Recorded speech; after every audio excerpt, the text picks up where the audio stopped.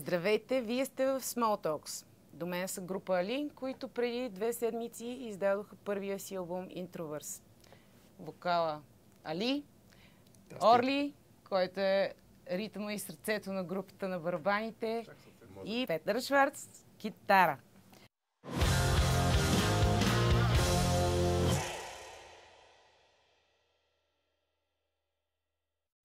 Албума излезе, нещо, което чакахме 4 години. Ние го чакахме, вие го работихте.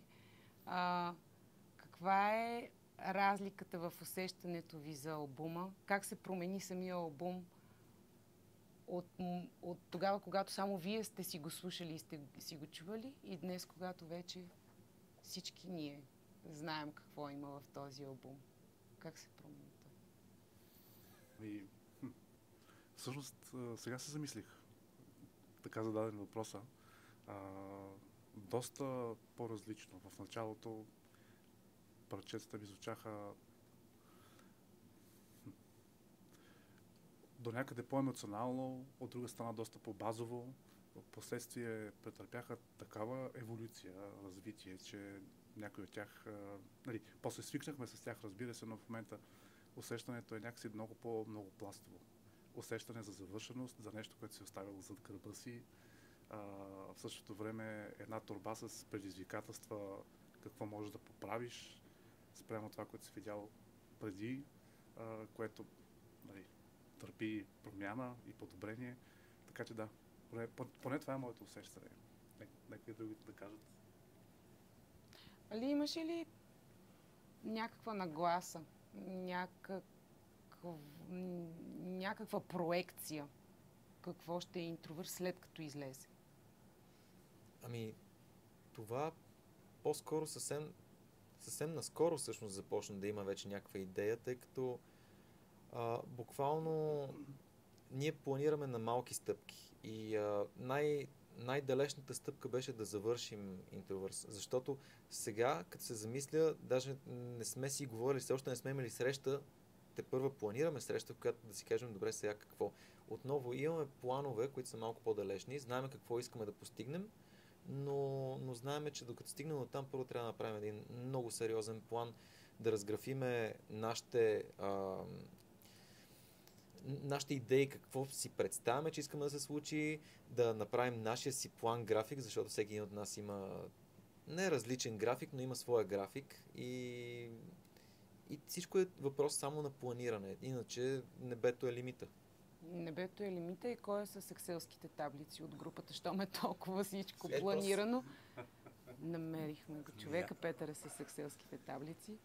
Наистина ли всичко е под толкова строг определен план и докъде? Понеже изкуството е нещо хаотично, то не винаги, като музата, не винаги идва при теб. Не можеш да го контролираш винаги, когато е истинско. И от другата страна стоят таблиците, в кавички, най-общо казано. Как успявате да го комбинирате без да губите от това първичното в изкуството, но и да бъдете супер подредени? Отношението, то е дихотомия, нали? От едната страна има точно това, което ти казваш, нали, хаотичното, артистичното, свободата и така нататък, обаче има го и другото, което, айде да го наречем, нали, екселски таблици, нищо, че са Google Sheets, които да поставят някакви ограничения. Всеки, който се занимава с някакъв вид креативна работа, значи, че без ограничения нещата се получават според мен по-трудно, защото буквално можеш да правиш каквото си искаш. И ние точно това сега, като говориш, Орли, за албума, какво се е променило, значи ние като сме почвали, бяхме просто, нали, 7 души тогава бяхме и музиката, нали, и никакви очаквания. А сега сме, нали, 6 души, музиката и един куп фактори, нали, като публика, защото вече някой го слуша това нещо, нали, има някакви очаквания в нас самите, по-различни, може би всеки има нещо различно в главата. И това цялото нещо, ако няма някакъв вид рамка и някакъв опит да се канализира към нещо, нали, даже елементарно, ето днес имахме дълъг дълъг разговор въобще, нали, за тази седмица как ще се организираме. Ако няма този опит, нещата просто има риск да експлодират според мен и да не могат да съберем повече тези парчета. И мисля, че едно от предимствата на нас като банда е точно това, че има толкова различни характери вътре и въпреки това сме намерили или намираме, даже би казал, ежедневно се борим с това да намерим баланс между тези два подхода и това ни е докарало до тук и според мен би било хубаво да ни бута и за напред. А има ли нещо, в което не слагате ограничения? Мисля, пълна че... свобода. Мисля, че... Значи, ето самия факт на 4 години ни отне да приключим този албум. Аз не мисля, че сме правили компромис с качеството. Тоест, ако не бяхме доволни с това, което сме изкарали, не си дадохме свободата, т.е. ако бяхме казали не, за 6 месеца трябва да е готово, защото това буквално бяха разговорите. Смисъл, ние преди около 2 години имахме един разговор, който трябва тази година да го завършим. Обаче ето го завършим 2 години и това всички са го забравили, че някога се е случило. Ако тогава се бяхме подали на този импулс, може би резултата нямаше да е толкова добър, така че мисля, че това, че сме независима банда, ни дава тази свобода и пак времето тик-така за всички, нали? Не сме на 30, както се казва, но се надявам, че няма да го загубим. А има ли, след като излезе албума, критика за него, в която бихте се вслушали? Аз много бих се радвал да има повече критика, да почитая това, което Али каза, защото това ще означава, че вече имаме едно отворено общество, не в смисъла на отвореното общество, нали, като термин в политиката, а по-скоро изградено общество от банди, журналисти, самите заведения, пиари и така нататък, които се говорят откровено, а не само, нали, евала. Аз разбирам защо това е така, защото ние още, как да кажа, всичко тепърва се изгражда, нали. Всички знаем какво се случва на пазари, които са вече озрели, нали. Айде да говорим така за наречения underground или алтернативната сцена, включайки и нас, защото ние също не обикаляме, за да раздаваме критики. Абсолютно. Само много искам да подчертая, че за момента най-голямата критика към нашия албум идва от нас самите, вътре в нас. И нали, всеки знае в каква посока трябва да работи, за да бъде, нали, и неговата продуктивност по-добра.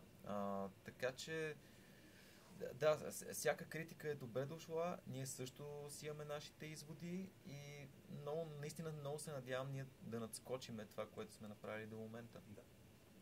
В този ред на мисли, наистина, така да се каже, всеки е свободен да критикува на воля. Това само би ни изградило, но поне ние като личностно усещане, точно защото не сме на 16, 20, 30, колкото и да звучи така крайно, но ние нямаме нужда от критика в смисъл, за да имаме шамар, да разберем, че ние не сме чак толкова добри, колкото. Доста реалисти сме наистина и много добре знаем какво имаме да подобряваме, колко още много работа имаме. Така че от тази гледна точка не се нуждаем от критика. На нас не е ясно какво стои пред нас. Така че. Но точно заради тази динамика на общността, която се създава, това, което Шварц каза, е много важно да има такава критика, защото тя е компонента на цялата тази комуникация между всичките, което е супер важно. Абсолютно важно е. Добре, много музиканти казват, че приемат албумите си като деца, обгрижват ги, докато те станат готови да ги пуснат и след като ги... Не знам за вас така ли е? Така е. Добре, след като го пуснеш, не остава ли една празнота? И с какво се запълва тази празнота? Наскоро научих този термин след родилен... как се казва? Добре, Върбанов. Трябва да споменем Васко Върбанов тук, който роди този термин, който беше много на място, но Васко винаги знае какво да каже, с много малко думи, но винаги много на място. Абсолютно.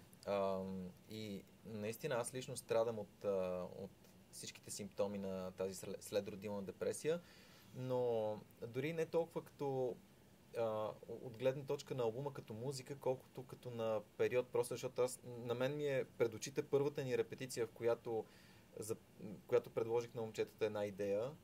Също така ми е пред очите първата репетиция на I Come From The Future, нали? Даже имам заснета на видео в момента, в първата репетиция той направи своето соло, аз направих своето вокално соло на края на песента. Още на първата репетиция и от тогава го заключихме и от тогава не е мръднало нищо. Много хубави спомени на един период, който буквално се учихме как да... Всеки се учиш на своя собствен саунд, всеки се учеше как да допринася за звука на групата. Нещо, което повече няма да се повтори. И сега какво ще го замени? Сега ще какво мислите, че ще го замени? За мен лично ще го замени това, че вече всеки има огромно доверие в потенциала на останалите и има някакси много по-хомогенно се случват нещата в групата. Самите процеси са много по-смазани, много по- като в истинска банда, защото нали, аз с моя бекграунд, нали, не само в Макрофон, когато съм свирил с, да речем, банди за някакви трибюти или нещо подобно, усещането е подобно, който всеки си знае, че другия, нали, дори нещо да омаже, паза ти гърба. Да. Всичко е окей. Нали, всичко ще бъде окей. Това усещане е, може би, най-хубавото усещане и нали, леко е плашещо, защото вече следващия левел не е на групата, която сега започна и всички други групи я подкрепят, защото нали, тя е новата на българската сцена и всички много се кефят да помагат и така нататък. Следващото стъпало вече ние сме част от що-годе читавите групи нали, на българската сцена и тук нататък трябва да докажем, че е така. Нали, трябва да си бутаме нашия път нагоре и от тук нататък комуникацията в групата, комуникацията с другите групи. Всичко вече се променя. От първия албум нататък всичко се променя. Вече нямаш, може би имаш, но в моята глава нямаш 4 години за албум.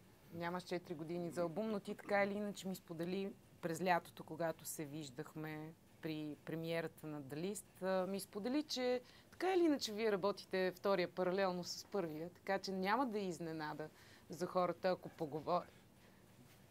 Допълни. Да. Защото всички ви питаха кога ще изкарате албум, аз ще ви попитам кога ще изкарате втория албум. Много скоро след първия. Много скоро след първия. Това звучи чудесно. В рамките, в смисъл, сравнено с 4 години, защото ние имаме достатъчно материал да работим и имаме достатъчно вече ноу-хау и идеи как да подходим към звукозаписа, към продукцията на тия неща. Единственото, което на нас ни трябва е време, нали, не знам дали ще разполагаме с времето, което разполагахме до момента. И не говоря за тези 4 години, говоря просто за личното време. Но имаме страшно много идеи. Даже с нощеска, защото отново не можах да заспа. И примерно се опитах да преброя колко песни има. Ние имаме почти готов материал за втори албум. Просто е така само от идеи.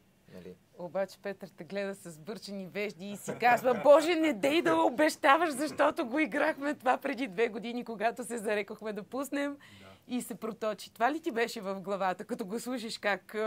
Прочета ме абсолютно вярно. Тогава, аз преди малко споменах, преди около 2 години, това е било, или година и половина, когато сме си казали дай да го довършваме вече това чудо. И след това то отне доста повече време. И помня, че тогава сме си казали, че няма да обещаваме нищо преди да е опаковано, готово и така. Но аз много добре разбирам какво Али иска да кажа. Нетното време, което ще ни отнеме най-вероятно да направим нещо като втори албум, вероятно ще е по-малко, защото в първия имаше толкова много време отделено за учене на разни неща и опитване въобще. В смисъл, все пак този опит се бори за нещо. Въпреки предизвикателството, че, за което Али също е абсолютно прав, че вече си достигна някое ниво и сега трябва да го запазиш. Това е по-голямо предизвикателство, колкото да го достигнеш. Нямам такива притеснения. По-скоро наистина, че не искам да си слагаме това напрежението, нали? Макар че аз пак не мисля, че Али това е имал преди така. Да. Али не е обещал албум до края на годината, но обясни, че вече всички знаят общо взето как стават по-бързо нещата, как се предотвратяват някои грешки и имат материал, така че наистина може би няма да чакаме 4 години до Ние не знаем януари какво ще правим. Нали, ние наистина трябва да седнем да видим какво сега ще правим въобще. Нали, ние вече имахме една година, в която едва ли не стопирахме работата в студиото, за да свириме повече. Може това да решим. Не знам, те първо ще говорим за това, но факт според мен наистина си остава, че материала го има до голяма степен, идеята как трябва да звучи го има, тя може пък да се промени, не знаем. Нали. Но няма притеснение за някаква такава, как кажа, креативна дупка и сега какво. И живеем си в момента, нали, baby steps и това ни е формула. Много е просто. Дуета ви с Михаела, той беше предизвикателство към публиката ви, предизвикателство към теб самия. Беше много красиво и много неочаквано включване от нейна страна. Преди да... Имаше няколко човека, които знаеха, че Михаела ще излезе с нас сцена. Вие нормални ли сте? Защо? Това общество, алтернативното общество ще дръпне много назад. Вие се опитвате да си дигнете продажбите или нещо подобно. Това са пълни глупости. Михаела е момиче, което пее страхотно. Тя е изключително лъчезарен човек. Аз много отдавна съм свидетел на това, тя колко е способна да рисува около себе си пространството чрез музика и решихме, че точно Толстър е подходящата песен да имаме гост-певица. Михаела добави супер готино чувство в песента, което дори на репетиция, тук ние направихме само на репетиция с нея, и тя изпя първия път, звукна страхотно, изпя втория път, всички бяхме така, изпя го трети път, ние всички вече бяхме такива, нали, и това с обществата беше така тъпотия, смисъл, нали, това дойде от човек, когато аз супер много уважавам и харесвам, и чието проект супер много харесвам и постоянно промотирам, но време е да спрем да се делим на, нали, алтернативно общество, поп общество и така нататък. Михаел е супер готина инди дива, ако реши да бъде такава, зависи в какъв контекст я поставиш. Може да бъде поп звезда, може да бъде инди звезда. Аз също съм супер горти с Айсел,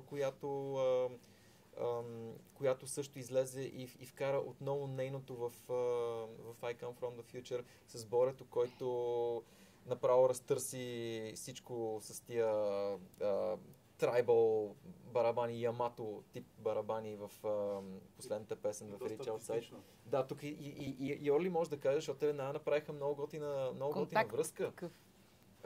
Изобщо това е нещо, което нали, не искам да кажа, че групата се опитва да го пропагандира това, но аз лично наистина бих искал най-накрая всички да спрат с това деление на аз съм такъв, ти си такъв и така нататък и просто да се насладим на музиката, да спреме да гълтаме тия бастуни и да ходим на концерти само защото някой е завършил музикалната академия, ако не я е завършил, той не е музикант и не може да свири. Защото тук огромна част от публиката и нали, някакси такъв тип елитарност изпитва и по всякакъв начин ще се опитам да го чупа да щупа тази елитарност.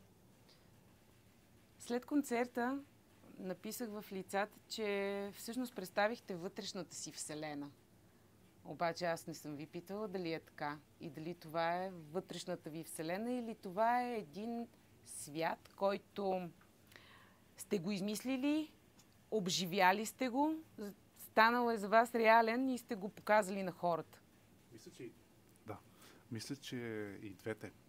В смисъл, всъщност, така, първоначалният автор на основните идеи ще каже, разбира се, но поне аз начинът, по който го чувствам и усещам,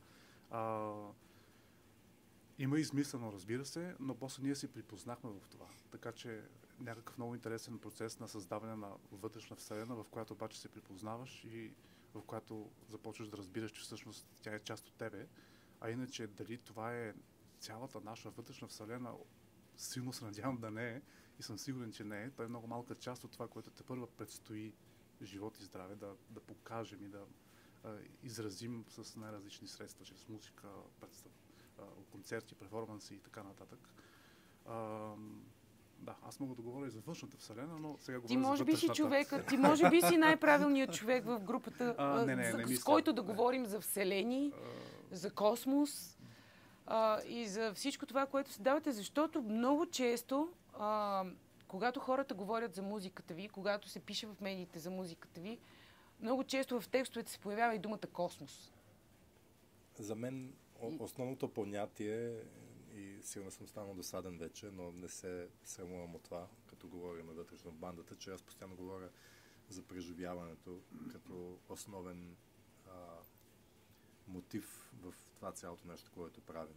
Всяка репетиция, всяко изсвирване на някаква песен, вкарване на себе си в нея е нещо, което всеки път като успеем да го постигнем, за мен е успех и оттам нататък вече аз много пъти съм го казал, даже ето сега просто да приключи поради някаква абсурдна или не толкова абсурдна причина, всичко да приключи, аз съм доволен.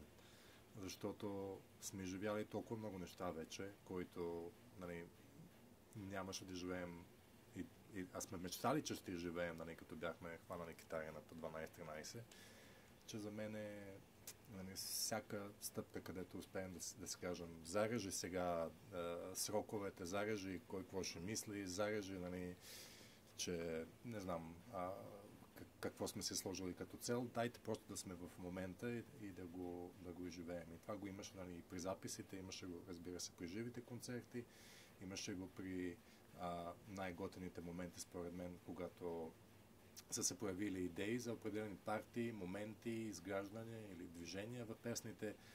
Това е за мене. И сега дали това се е отразило, че да се чувства тази, дали вътрешна или външна вселена, не знам, но виждам някаква логика между едното и другото, защото аз няма да свира някакви песни, ако те не ми правят, как се казва това, гузбампс. Настръхвам. Да не настръхвам от тях. Няма да ги свиря.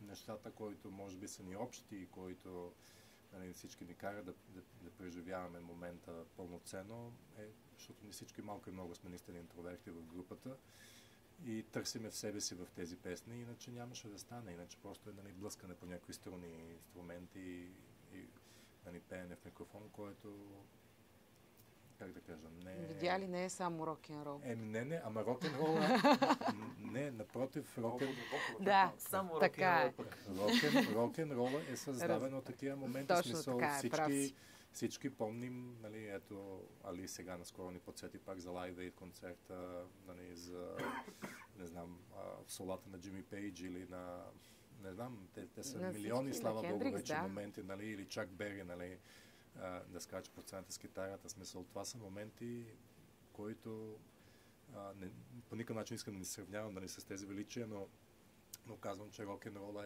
е музиката, където ти това нещо наистина можеш. Не е единствената, но сигурно сте музика, която ти позволява това нещо да го изживееш. И да речем Нирвана, който чисто музикално, ако ги разпишеш като ноти, няма да видиш нищо впечатляващо, обаче като го чуеш и не сме имали, аз не съм имал късмет да го видя на живо, е съвсем друго нещо. И там е магията някакси, а не в музиканството или какво си. Добре, провокираш ме да ви попитам, в кой момент, когато пишете песен, в кой момент, след като почнете да я записвате, казвате, това е, готова е, няма повече да преправяме, няма повече да я гласим. Какво трябва да чуете в нея? Моментът е различен за различни хора в групата, което е друга тема, но мисля, че е важен фактор в това пак крайния резултат, какъвто да е. Но мисля, че най-вече нещо, което според мен е едно от нашите основни предимства, е, че най-вече Алан и Кало имат много добър усет как да отрежат нещата, които са излишни и как да запазят нещата, които наистина ключови. Наистина вярвам в това. Защото ние всички хвърляме идеи, въртим, всякакви, и слава Богу, имаме тази свобода, но този филтър е нещо, което за мен прави разлика за крайният резултат. Трудно ли е да си такъв филтър, когато си вътре в групата? На Запад това го правят музикалните продуценти. Ами от един момент нататък, сега, първо всички, вече сме изградили някакъв усет за това, за нашия стил, за нашата музика. И понякога аз това го забелязвам забелязвах дори по време на репетиции. Има части от песните, които някакси малко все едно ги претупваме. И това веднага, нали, гледам това да го адресирам максимално бързо. Нали. Ако това се случи на 3 или повече репетиции, веднага си го говорим, защото ние имаме вече, може би, 4 или 5 отделни чат канала за всяко едно нещо, за всеки един процес в групата. Веднага се обсъжда това с Кало. И ако се върна нали, към предишния ти въпрос, който е, нали, кога казваме край стоп машини, това, нали, този приоритет го има само Кало. Само когато Кало е напълно доволен от крайния резултат, тогава всички казваме стоп машини. Иначе примерно да речем на 85% албума беше готов или парчетата бяха готови преди много време, но точно тия 15%, които всеки може така да ги замете под килим и да каже, никой няма да го чуе това, защото аз съм свидетел на такива процеси, буквално съм бил в студио, съм виждал, когато, нали, как някой каза, това никой няма го усети. Нали. Това е, което, нали, е в нашата група, това е ресора на Кал. Той казва кога е готово, ние казваме окей, готово е. Но само да добавя нещо, това е, че Калоян е изключително внимателен, че всеки да е доволен това, което чува от себе си, нали, в записа. Така че да, ще отреже или ще поспори за нещо, обаче той много пъти ни пуска и независимо за какъв детайл става въпрос, той ще се постарае да влезе това, което на другите е важно, което според мен го прави още едно ниво по-велик. Още откакто излязохте с първата песен, се ви питат, що групата се казва Али? Ти се казваш Али, що групата се казва Али? Нали, има и други хора в тази група. Мислили ли сте някога, ставало ли ви такова неприятно, мислили ли сте за друго име на бандата? Ами, в някакъв момент ме притесняваше, обаче сега, вече когато имаме и албум и всичко останало и малко подхождам по малко по-леко от комичната гледна точка, нали. Нека остава хората, които си мислят, че това е чисто от егоцентризъм да го направят. Нали, нека. Аз съм по-добър от вас. Но идеята е, че имах една идея за песен, предложих я на групата, пуснахме тази песен, наистина без никакви очаквания. Тогава още се казвахме The Tough Cookies, което след това ще да прерасна в Ali and The Tough Cookies, но защото никой не харесваше, от нас не харесваше името The Tough Cookies, просто остана Ali. А и аз имах желанието след Макрофон да направя нещо мое, което, нали, да е ясно, че това не е Макрофон. Исках, нали, хората да са наясно, че и че аз не съм Алан от Макрофон, защото аз не съм Алан, аз се казвам Али. Но просто беше някаква моментна случка, която за добро или за лошо прерасна в това, което е в момента. Надявам се след няколко албума Али да бъде, нали, защото аз не се възприемам като Али от Али. Тоест аз съм Али от Али, но Али не е Али. Разбрахте ли? Разбрахте ли? Надявам се да бъде по-универсално от на Мухамед Али. Аз имам огромно чувство за автохумор в това отношение. Мен не мога да ме бутнат. Да, аз вярвам, че съм велик. Тебе не мога да те хуморясват. Няма да те хуморясваме. Да. Обаче пък си признаваш, че си филмар. Да. И не ме си ми го казвал това. Всички сме филмари. Всички сме филмари, всеки си има филм. И е много важно да си наясно с това, защото нали, много е важно да знаеш къде се намираш и в какви времена живееш и че всички около тебе и те са филмари. Нали, това помага по някакъв начин за емпатията, за твоята емпатия към другите, помага за някакъв спирачки, които да не ти позволяват да си кажеш кой съм аз. Нали. Все пак да не забравяме, че ние сме в България, която не е част от световния музикален бизнес, която не е, нали, прави плахи стъпки в тази посока, но нали, просто не трябва да забравяме къде живеем. Аз за друго тръгнах да ти казвам това за Филмара, ама иначе поучително Добре, и хубаво. давай. Много ми е интересно ако трябва, като сценарист, филмар, и филмът ти е този първи албум, в какъв жанр е процеса? В какъв жанр ще да е този филм? Тези 4 години, в които вие писахте албуми, най-накрая го издадохте с този хубав концерт. Този филм, какъв му е жанра и името? Жанра, гледала ли си, не знам точно какво се води още едно време от нямото кино. Има един някакъв невероятен каскадьор, който е най-известният. Да, точно така, Бъстър, да. Значи всичко, което се случва, в смисъл, трябва да го гледаш, за да можеш да си го представиш. Нали? Той седи, пада сграда, той е по средата, точно в дупката на прозореца. Два дилижанса се гонят, той просто прави една крачка, преминава от един дилижанс в другия. Всякакви такива неща, тип, ако щеш, тип Мистер Бин, тип Лесли Нилсен, такива неща.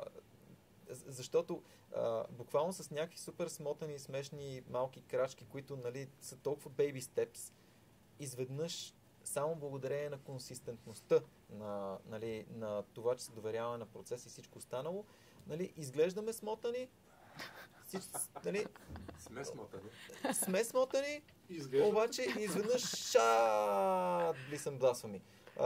Нали, не казвам, че е някакво невероятно постижение, просто казвам, че от гледна точка на някой, който е в групата, това е едно от най-хубавите усещания, защото това отново води до скромност, отново води до емпатия към другия и в крайна сметка води до резултати. Следващия филм как ще го почнеш, за да завършим? Айде!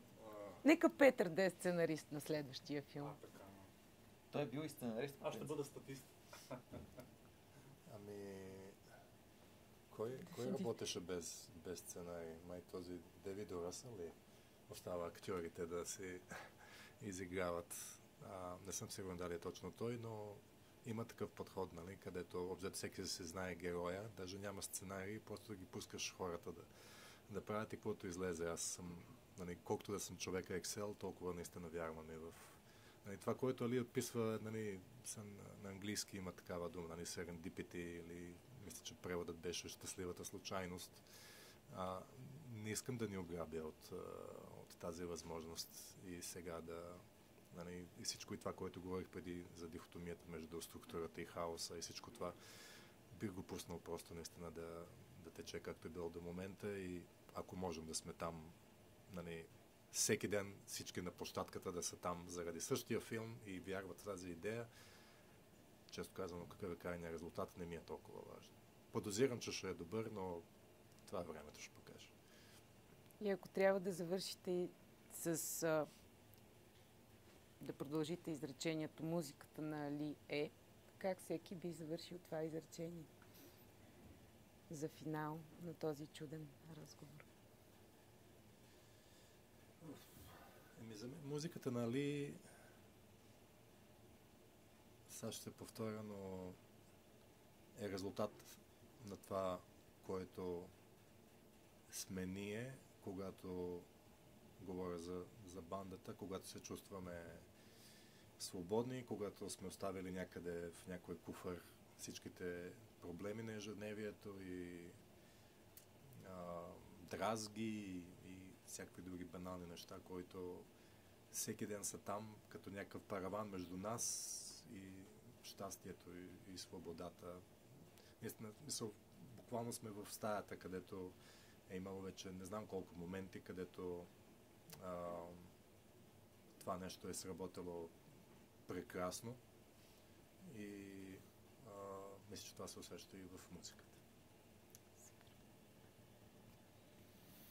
Малко прозорче на вътрешната ни вселена.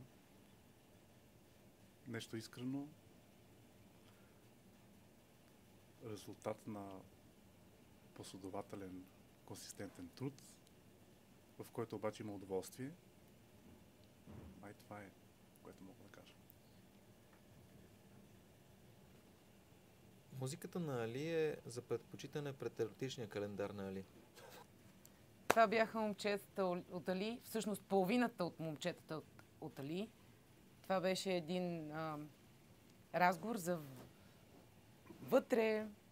вътрешното пространство на групата, за там, където те намират и правят своята музика и после ни я дават.